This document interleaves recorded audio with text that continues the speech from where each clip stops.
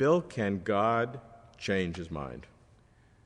I don't think that God can change his mind because as an omniscient being, he knows everything that will happen, including his own decisions. God has foreknowledge not only of everything that creatures will do, but also knowledge of his own acts. That's not circular reasoning? No, not at all.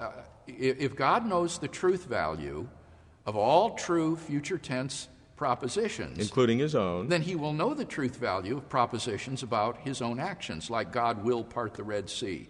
He knows that.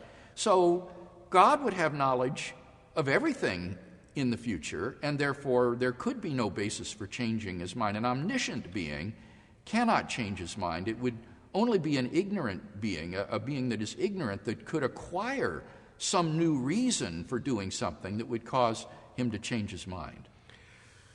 You know, classically, I assume changing your mind would be considered an imperfection, something less than a perfect being, the greatest possible being.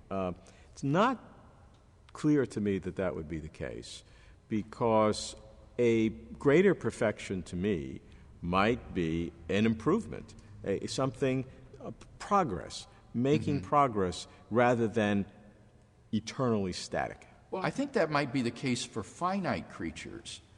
But if changing one's mind is, as I think, rooted in ignorance, then if ignorance is an imperfection, then a perfect being cannot change his mind. And it does seem to me that changing one's mind is rooted in ignorance. It is only someone who is ignorant and who can acquire a new reason for doing something that can say, aha, now I see it correctly, and I'm going to change my mind, and now I will improve. I will bring my thinking into accord with the way things really are, and that is an improvement. But that's rooted in a prior imperfection of being ignorant of what will be the case. But if God is in the process of creating creatures like us, which you believe, yes, and that we are progressing towards higher states or towards closer relationships with God, God's accumulated life existence, because of our now coming into it, enhances God's existence, I would think. Or else, why did he do it? I don't think it improves God. It doesn't render him more loving, more perfect, more knowing. Why did he do it? The answer would be, it cannot be for any benefit of his own, since he is already perfect. It can only be for the benefit of the creature.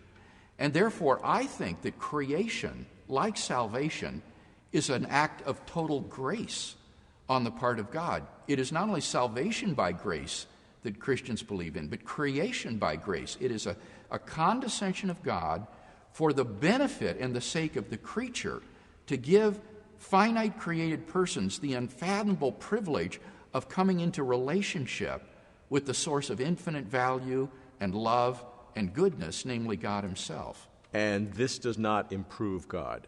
No, because God, existing in the self-sufficiency of his own being, is already perfect goodness, unalloyed holiness and perfection. He knows all truth. He's omnipotent, omnipresent, omniscient. So there isn't an improvement to God, but there is improvement to the creatures in that they come into relationship with this ultimate good. There are some scriptures which, at least superficially to a layperson, looks like God's changing his mind. Certainly. Jonah and the whale and Nineveh, where God was going to destroy the city unless something happened, and he seemed to change his mind. Right. Wrestling and discussing with Abraham about what he's going to do to some of these cities or something. How do you deal with, from the biblical record which you support, how do you deal with those apparent accounts? Yes. It's vital that we understand the literary genre or type of most of these biblical stories. The Bible is in the form of narratives. They're stories about God, told from the human point of view. And so a good storyteller will tell his story with all the vivacity and color that he wants to enhance his narratives. And so you'll find stories in the Bible about God told from a human perspective, where God not only lacks knowledge of the future, but even lacks knowledge of what's going on Presently, God comes down to Abraham and says, I've heard the outcry in Sodom and Gomorrah. I'm going to go see if what's I've heard is really happening there. Well, that would deny not only God's foreknowledge, but his knowledge of the present. And there are other passages where God is spoken of in anthropomorphic terms as having nostrils and eyes and arms and other sort of bodily parts, wings. If you take all of these literally, God would be a sort of fire-breathing monster. And so these are anthropomorphisms. They are literary devices that are part of the storyteller's art and shouldn't be read like a philosophy of religion or systematic theology textbook. That's just a naive view of the type of literature that Scripture is.